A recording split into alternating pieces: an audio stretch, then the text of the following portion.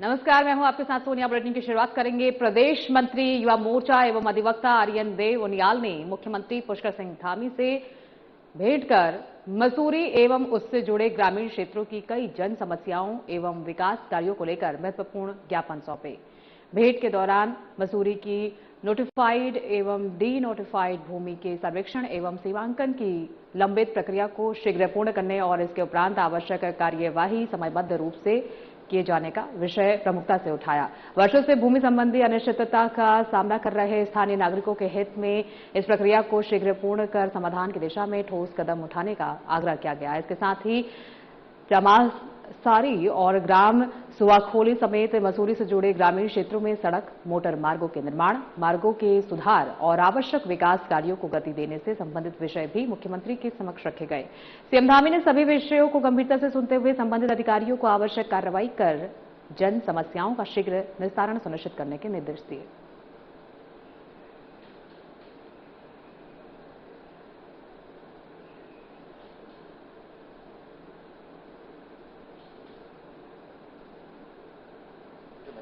और कुछ मसूरी और मसूरी के क्षेत्रों की लंबित समस्याएं थी, चाहे हमारा शहर हो, चाहे वो आसपास जुड़े ग्रामीण क्षेत्र हो, जिसमें कुछ मोटर मार्ग की समस्याएं थी, जिसमें कुछ लाइटों की समस्याएं थी। बारिशों का समय आपदा से बहुत प्रभावित क्षेत्र रहे, उनको भी व्यवस्थित करने के लिए था। और मुख्य तौर पर जो मैंने ज्ञापन दिया वो डी नोटिफाइड और नोटिफाइड लैंड, जिसमें मसूरी बहुत समय से मसूरी के आम नागरिक, आम जनमानस परेशान है। वो एमडीडी से मानचित्र पास नहीं कर पाते, वो अपने भवन का रेनोवेशन नहीं कर पाते, जो उनके पास पुरानी पैतृक जमीनें पड़ी हुई है उस पर वो भवन निर्माण नहीं कर पाते जहां अपने 2 कमरे बना सके, रह सके। तो वो उसका सर्वे बहुत समय से चल रहा है। शीघ्र वो सर्वे का सीमांकन के सर्वे समाप्त हो। कृषि मंत्री गणेश जोशी की अध्यक्षता में राजकीय उद्यान सर्किट हाउस देहरादून में उत्तराखंड औद्योगिक परिषद की 9वीं सामान्य सभा बैठक आयोजित की गई। बैठक में परिषद की विगत वर्षों की आय व्यय विवरणी, पिछली बैठक में लिए गए निर्णयों की अनुपालन आख्या समेत उद्यानिकी और कृषक हितों से जुड़े विभिन्न महत्वपूर्ण विषयों पर विस्तार से चर्चा हुई। इस दौरान स्थानीय कृषकों और कृषक फेडरेशनों को स्थायी बाजार उपलब्ध कराने और स्थानीय फल सब्जियों के विपणन को बढ़ावा देने के उद्देश्य से महत्वपूर्ण निर्णय लिया गया। इसके तहत आईटीबीपी की तर्ज पर उत्तराखंड में सशस्त्र सीमा बल की चंपावत, अल्मोड़ा और रानीखेत स्थित वाहिनियों को स्थानीय स्तर पर उत्पादित ताजे फल और सब्जियों की नियमित आपूर्ति की जाएगी। इस संबंध में उत्तराखंड औद्योगिक परिषद सशस्त्र सीमा बल की संबंधित वाहिनियों और मुख्य जिला उद्यान अधिकारियों के माध्यम त्रिपक्षीय समझौता ज्ञापन पर हस्ताक्षर किए गए हैं। जोशी ने कहा कि प्रदेश के किसानों को उनकी उपज का बेहतर बाजार उपलब्ध कराना राज्य सरकार की प्राथमिकता है। उन्होंने कहा कि सरकारी संस्थानों और सुरक्षा बलों की आवश्यकताओं को स्थानीय किसानों के उत्पादों से जोड़कर किसानों की आय बढ़ाने की दिशा में ठोस कदम उठाए जा रहे हैं। आईटीबीपी के बाद एसएसबी के साथ किया गया समझौता इस दिशा में एक महत्वपूर्ण पहल है।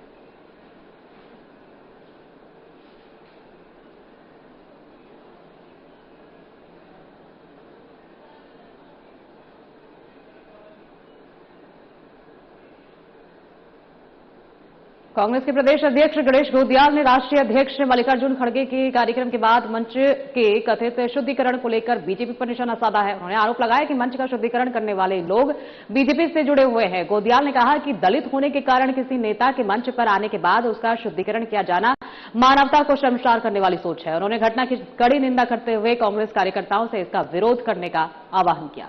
उन्होंने नैनीताल के एसएसपी से भी मामले का संज्ञान लेकर कार्रवाई करने की मांग की। गणेश घोदियाल ने सवाल उठाया कि क्या कथित रूप से किया गया ये कृत्य अपराध के दायरे में नहीं आता और पुलिस को इस पर कार्रवाई नहीं करनी चाहिए।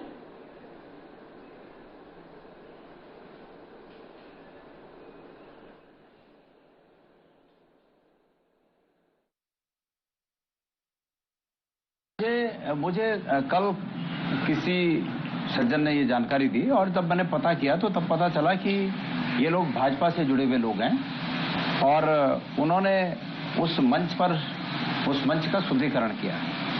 असल में ये सब बातें मानवता को शर्मसार करती हैं। हमारे राष्ट्रीय अध्यक्ष जी का मनोबल, उनका आत्मबल, उनकी इज्जत इन सब बातों से ऊपर है। लेकिन ये भारतीय जनता पार्टी की सोच दिखाती है कि वो समाज के एक वर्ग के प्रति कितनी कुत्सित भावना रखते हैं। आज जहां देश 21वीं सदी में हम जी रहे हैं, दुनिया के देश चांद सितारों पर विकास की बात कर रहे हैं, वहां भारतीय जनता पार्टी की सोच इस स्तर पर रह गई कि कांग्रेस के अध्यक्ष दलित हैं और वो एक मंच पर आए, इसलिए उस मंच का शुद्धिकरण होना चाहिए। हम इस भावना की कड़ी निंदा करते हैं। मैंने अपने सभी कार्यकर्ताओं का आह्वान किया है कि इस भावना का कड़ा विरोध किया जाए, कड़ा प्रतिरोध किया जाए, कड़ा प्रतिकार किया जाए। मैंने आज अपने स्टेटमेंट में ये कहा है कि हमारे राष्ट्रीय अध्यक्ष जी के हल्द्वानी में आयोजित रैली में भीड़ को रोकने का काम करने वाले नैनीताल के एसएसपी को क्या ये नहीं दिखा कि वहां पर मानवता को शर्मसार करने वाले लोगों ने क्या किया और क्या उनका ये कृत्य अपराध के नहीं आता है? तो निश्चित रूप में उन्हें इसका संज्ञान देना चाहिए और अपने कर्तव्य के प्रति अगर मुखर हो तो उन्हें इस पर एक्शन लेना चाहिए। उत्तराखंड में बीजेपी संगठन को जमीनी स्तर पर मजबूत करने के लिए नए सिरे से सक्रिय हो गई। पार्टी ने सभी मोर्चा और प्रकोष्ठों को जिम्मेदारियां सौंपते हुए एनजीओ प्रकोष्ठ को गांवों के युवाओं से सीधे संवाद की जिम्मेदारी दी है। प्रदेश महामंत्री कुंदन परिहार के मुताबिक प्रकोष्ठ की टीम हर रविवार राज्य के गांव में पहुंचकर युवाओं से संवाद करेगी। अभियान का उद्देश्य ग्रामीण युवाओं की समस्याओं को समझना, उन्हें सरकार की जन कल्याणकारी योजनाओं की जानकारी देना और संगठन से जोड़ना है। उन्होंने बताया कि ये विशेष अभियान इसी महीने के अंतिम सप्ताह से शुरू किया जाएगा। बीजेपी ने प्रदेश के सभी प्रकोष्ठों के लिए अलग अलग कार्य योजना तैयार की है, जिसके तहत जमीनी स्तर पर संगठन की गतिविधियों को बढ़ाने पर जोर दिया जा रहा है। चुनावी तैयारियों और संगठन विस्तार के बीच रविवार गांव संवाद अभियान को पार्टी की महत्वपूर्ण रणनीति माना जा रहा है। अब इसकी सफलता इस बात पर निर्भर करेगी कि बीजेपी ग्रामीण युवाओं के बीच अपनी पहुंच और संवाद को कितना प्रभावी बना सकती है।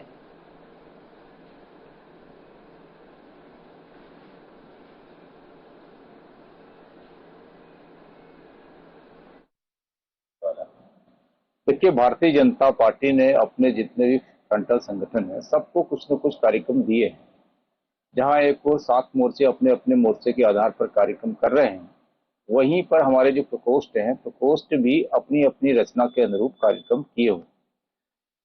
एनजीओ प्रकोष्ठ ने एक बहुत अच्छा कार्यक्रम लिया है कि प्रत्येक रविवार को किसी न किसी गांव में विशेष रूप से युवाओं से संवाद करेंगे और इसी प्रकार से वहां पर पौधारोपण का कार्यक्रम करेंगे, स्वच्छता का कार्यक्रम करेंगे और समाज जीवन में अपनी भूमिका का निर्वहन उचित प्रकार से हो, इसके लिए उन्होंने बहुत सार्थक पहल की है। मैं समझता हूं कि इसी के द्वारा जो हमारे अन्य संगठन हैं वो भी कुछ न कुछ कार्यक्रम अपने और अधिक लेंगे। रुकेंगे एक छोटे से ब्रेक के बाद फॉर बने रहिए हमारे साथ।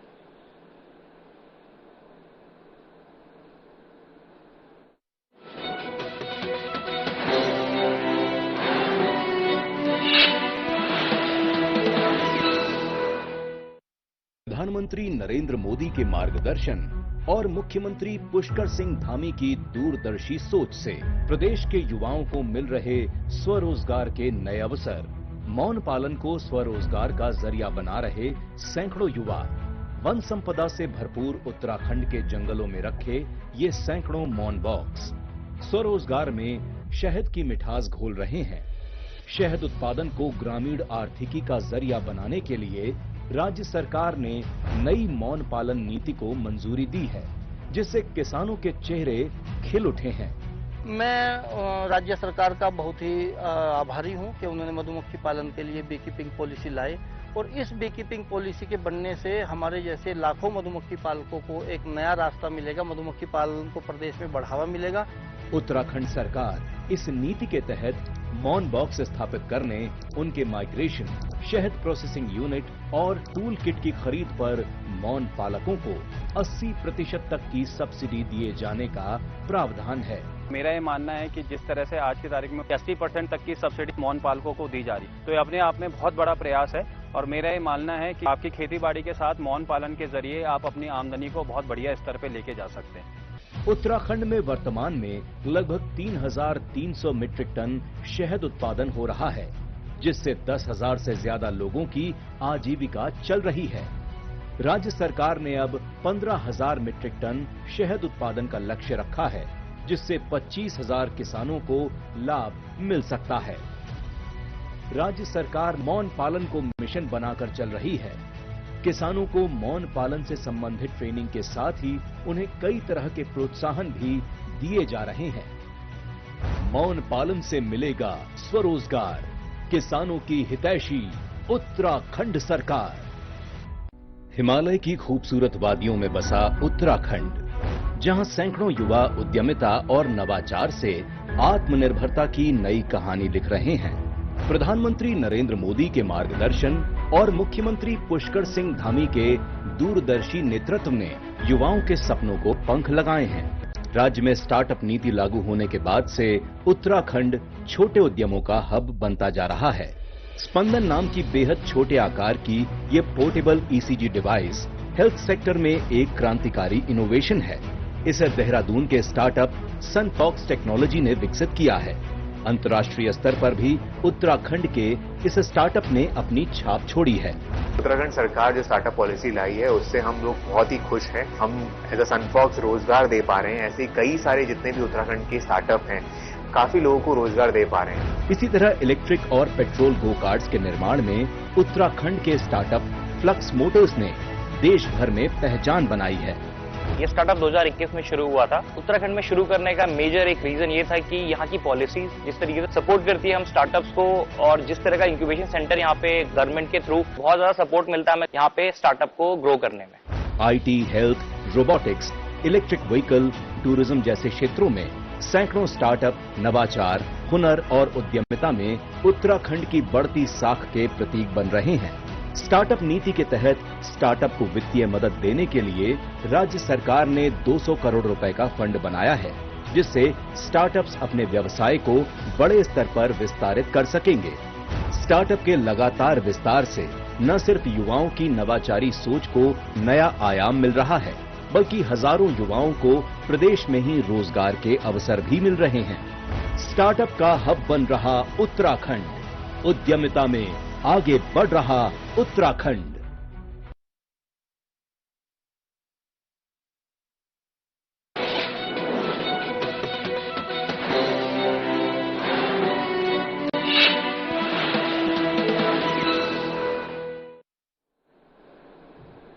ब्रेक के बाद एक बार फिर स्वागत है। खबरों में आगे बढ़ेंगे। भारतीय जनता पार्टी कार्यकर्ताओं ने थराली विधायक भोपाल राम टमटा के नेतृत्व में देवाल बाजार में भव्य तिरंगा यात्रा निकाली। यात्रा में राजकीय इंटर कॉलेज के साथ शिशु मंदिर और विद्या मंदिर के छात्र छात्राओं ने भी उत्साहपूर्वक भाग लिया।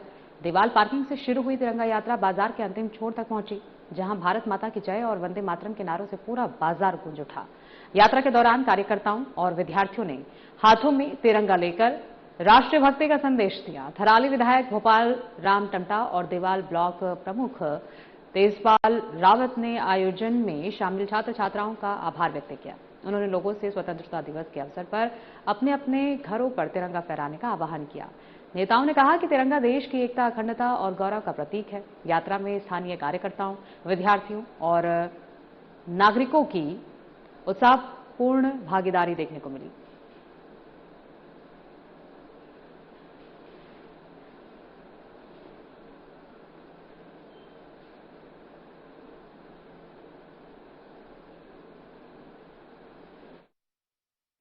विकासखंड देवाल में तमाम स्कूल के छात्र और तमाम जनप्रतिनिधि, प्रधान, क्षेत्र पंचायत और हमारे क्षेत्र के यशस्वी विधायक जी के द्वारा पूरे मार्केट में प्रभात फेरी के रूप में हर घर तिरंगा हर अभियान के तहत सब लोगों को आह्वान किया कि विकासखंड के जितने भी जनप्रतिनिधि हैं, कर्मचारी हैं, अधिकारी हैं, सब लोगों को आह्वान किया कि जो ये विशेष कार्यक्रम चल रहा है 9 तारीख से 15 तारीख तक हर घर तिरंगा अभियान माननीय पुष्कर धामी जी के नेतृत्व में पूरे जिलों में यह अभियान चल रहा है। इसके लिए सब लोगों को प्रेरित किया कि इस 4, 5, 6 दिन के समय में आप सब लोगों ने अपने अपने घरों में, अपने अपने कार्यालयों में जो हमारा तिरंगा है उसको हमने लहराना है। और कहीं ना कहीं तिरंगा के से हमें बहुत कुछ संदेश मिलता है। इसलिए हमने आज पूरे बाजार में अपने जितने भी स्कूल के छात्र छात्राएं हैं और अपने तमाम जनप्रतिनिधियों के साथ तिरंगा यात्रा का आज यहाँ से शुभारंभ किया। कांग्रेस के राष्ट्रीय अध्यक्ष मल्लिकार्जुन खड़गे की हल्द्वानी आगमन से पहले एसएसपी के आदेश पर कांग्रेस कार्यकर्ताओं को रोके जाने के विरोध में रुड़की के चंद्रशेखर चौक पर कांग्रेस कार्यकर्ताओं ने सरकार और एसएसपी का पुतला दहन किया। प्रदर्शन के दौरान कार्यकर्ताओं में आक्रोश देखने को मिला और उन्होंने जमकर नारेबाजी की। कांग्रेस नेताओं ने कार्यकर्ताओं को रोकने की कार्रवाई को लोकतांत्रिक अधिकारों के खिलाफ बताया। उन्होंने विरोध दर्ज कराया है। वरिष्ठ कांग्रेस नेता पूजा गुप्ता ने बीजेपी सरकार पर निशाना साधते हुए आरोपी आरोप लगाया है कि सरकार बौखलाहट में कांग्रेस के कार्यकर्ताओं को प्रभावित करने का प्रयास कर रही है। उन्होंने कहा कि कांग्रेस के हर बड़े कार्यक्रम से पहले उसे विफल करने की कोशिश की जाती है। प्रदर्शन के दौरान कार्यकर्ताओं में सरकार के खिलाफ नारे लगाते हुए कार्रवाई पर नाराजगी जताई और लोकतांत्रिक तरीके से कार्यक्रम आयोजित करने की स्वतंत्रता सुनिश्चित करने की मांग की।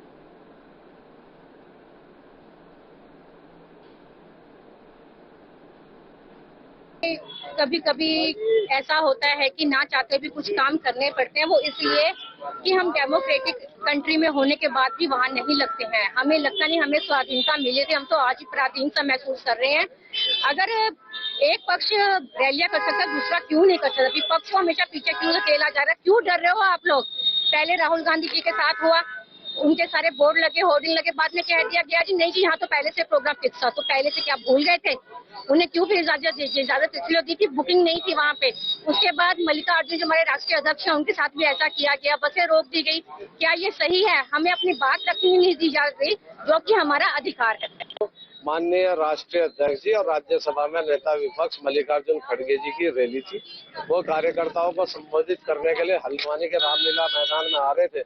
वहां अपार भीड़ की संभावना को देखते हुए एसएसपी महोदय द्वारा 15 से अधिक पॉइंटों पर जो कार्यकर्ता आ रहे थे उन्हें बसों के साथ, गाड़ियों के साथ रोका और यहाँ तक कि उस रोका रोकी में जो एम्बुलेंस थी वो भी रोक दी गई।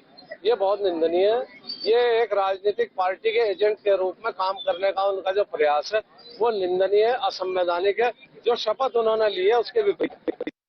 इंदिरा गांधी राष्ट्रीय मुक्त विश्वविद्यालय की कुलपति प्रोफेसर उमा कांजी लाल ने देहरादून दौरे के दौरान क्षेत्रीय केंद्र के कामकाज और भविष्य की योजनाओं पर चर्चा की। उन्होंने स्किल एजुकेशन और क्षेत्रीय केंद्रों के विस्तार पर विशेष जोर दिया। कुलपति ने बताया कि देहरादून क्षेत्रीय केंद्र की स्थापना 1999 में हुई थी और इसके अंतर्गत पूरे उत्तराखंड में 21 सेंटरों संचालित होते हैं। उन्होंने केंद्र की बुनियादी ढांचे और लोकेशन की सराहना की। प्रोफेसर ने कहा कि 40 लाख विद्यार्थी जुड़े हैं और विश्वविद्यालय अब पारंपरिक ओपन एवं डिस्टेंस लर्निंग से आगे बढ़ डिजिटल कौशल शिक्षा पर तेजी से काम कर रहा है। उन्होंने कहा कि छात्रों को रोजगार के लिए मार्केट रेडी बनाना प्राथमिकता है। नई शिक्षा नीति 2020 के तहत उच्च शिक्षा में कौशल शिक्षा को जोड़ने की दिशा में क्षेत्रीय केंद्रों को भविष्य में स्किल हब के रूप में विकसित करने की योजना है। इग्नू ने 9 अलग अलग विषयों में 1 वर्षीय मास्टर डिग्री प्रोग्राम भी शुरू किया है, जिसमें प्रवेश प्रक्रिया जारी है। विश्वविद्यालय स्थानीय युवाओं की जरूरतों के अनुसार पाठ्यक्रम विकसित करने पर जोर दे रहा है।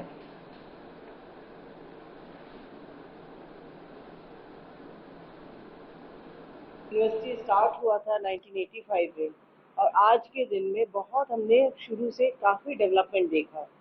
एक टाइम था जब हम लोग खाली ओपन एंड डिस्टेंस लर्निंग के बारे में बोल रहे थे। आज के दिन में एक लेवल और आगे बढ़ गए हैं। हम लोग open distance and digital learning की बात कर रहे हैं।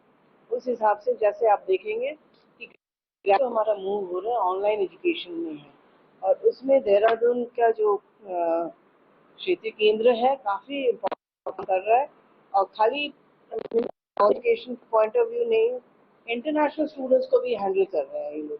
हमारा एक major project ministry of external affairs का है ई विद्या भारती करके, उसमें हमारे जो अफगानिस्तान में स्टूडेंट्स हैं उसके लिए स्पेशली ये देहरादून सेंटर को चूज किया गया है और वो लोग पूरा अफगानिस्तान के स्टूडेंट्स को हैंडल कर रहे हैं, काफ़ी अच्छी तरह से हैंडल कर रहे हैं। इसीलिए अभी डिमांड आ जा रहा है।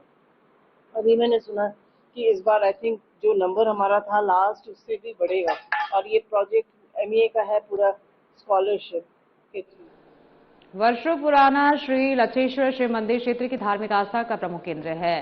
जनश्रुति के अनुसार अंग्रेजों के समय यहाँ एक वनकर्मी का आवास था। उसकी गाय रोज एक स्थान पर दूध प्रवाहित करती थी। जांच करने पर वहां प्राचीन शिव लिंग मिला, जिसके बाद ग्रामीणों ने मंदिर का निर्माण कराया। सावन मास में मंदिर में श्रद्धालुओं की भीड़ बढ़ गई है। इन दिनों भक्त जलाभिषेक, रुद्राभिषेक और पूजा अर्चना के लिए पहुंच रहे हैं। श्रद्धालुओं का मानना है कि भगवान लक्षेश्वर महादेव सच्चे मन से की गई प्रार्थना स्वीकार करते हैं। महाशिवरात्रि पर मंदिर परिसर में 2 दिवसीय विशाल मेले का आयोजन भी होता है, जिसमें दूर दराज से हजारों श्रद्धालु पहुंचते हैं। मंदिर समिति श्रद्धालुओं की सुविधाओं और मंदिर की व्यवस्था बनाए रखने में जुटी है।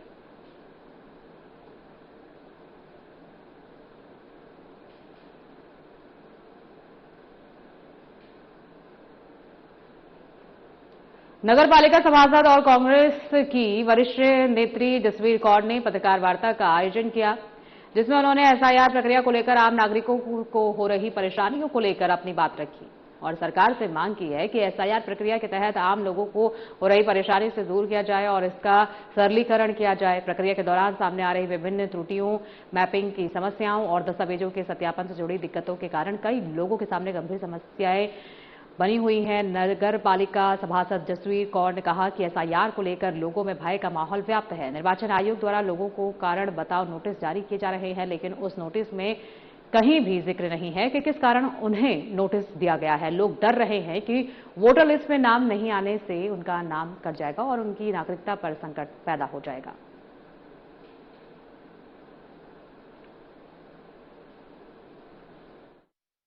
आज बहुत मजबूर होकर ये प्रेस वार्ता करनी पड़ी ताकि निर्वाचन आयोग तक हमारी ये आवाज पहुंच सके कि जो उन्होंने जनता को परेशान किया हुआ है, जनता को परेशान करने का एक नया बहाना है ये, क्योंकि सरकार कोई ना कोई बहाना ढूंढ रही है। सबसे पहले आधार बनाओ, आधार बनाओ, आधार बनाए लोगों ने, पहचान पत्र बनाओ, पहचान पत्र बनाओ, उसके बाद फिर आप राशन कार्ड बनाइए, राशन कार्ड में नाम चढ़ाइए। माहौल बन चुका है कि लोग डर रहे हैं कि हमारा इस देश से, इस राज्य से, इस शहर से नाम कट जाएगा हमारी, कि उसमें कोई कारण नहीं है। ऐसे कुछ नोटिस हैं जिसके अंदर कारण ही नहीं है, तक चलते आए। तो ये रिकॉर्ड ये कहाँ से ला रहे हैं? ये पासपोर्ट लगा दो, इसके पीछे लिखा हुआ है आप पासपोर्ट लगा दीजिए। अब आज आप कह रहे हैं तुम्हारे पिताजी की गलती है। उत्तराखंड में नशे के कारोबार और नशीले पदार्थों की तस्करी पर अंकुश लगाने के लिए राज्य सरकार ने एक महत्वपूर्ण कदम उठाया है। एसएसपी एसटीएफ अजय सिंह ने जानकारी देते हुए बताया कि उत्तराखंड सरकार द्वारा एक विशेष रिवॉर्ड पॉलिसी को अधिसूचित किया गया है। राज्य में नशे की बढ़ती प्रवृत्ति को रोकने और ड्रग्स तस्करों के जाल को तोड़ने के लिए मुखबिरों की भूमिका बेहद महत्वपूर्ण होती है। तस्करों के इंटर स्टेट लिंकेज का पता लगाने के लिए जांच के लिए पुलिस और एसटीएफ दोनों को काफी मशक्कत करनी पड़ती है। भारत सरकार की रिवॉर्ड पॉलिसी की तर्ज पर लागू की गई इस योजना के तहत सूचना देने वाले व्यक्ति को 20,000 से 2 लाख रुपए तक का इनाम दिया जाएगा। अजय सिंह ने स्पष्ट किया कि इनाम की राशि कुछ मुख्य मानकों के आधार पर तय की जाएगी, जिसमें पकड़ी गई ड्रग्स की कुल मात्रा और उसकी गुणवत्ता शामिल है। अब इस शासनादेश के तहत यदि किसी को दी गई सटीक सूचना के आधार पर ड्रग की बरामदगी होती है तो तस्कर पकड़े जाते हैं तो उस सूचना दाता को निर्धारित मानकों के अनुसार इनाम प्रदान किया जाएगा। इस योजना के लागू होने से नशीले पदार्थों की तस्करी पर प्रभावी रोक लगने और गुप्त सूचना तंत्र के और अधिक मजबूत होने की उम्मीद जताई जा रही है।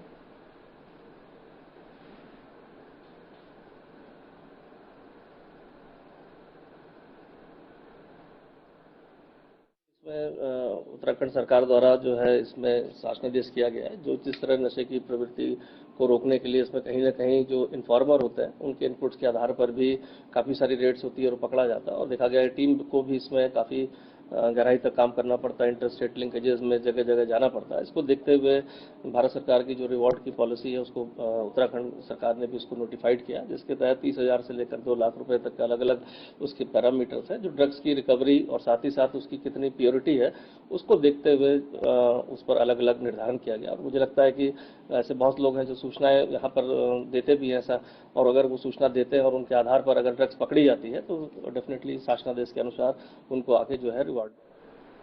बुलेटिन में फिलहाल के लिए इतना ही। एक नजर डालेंगे आज की बड़ी खबरों पर।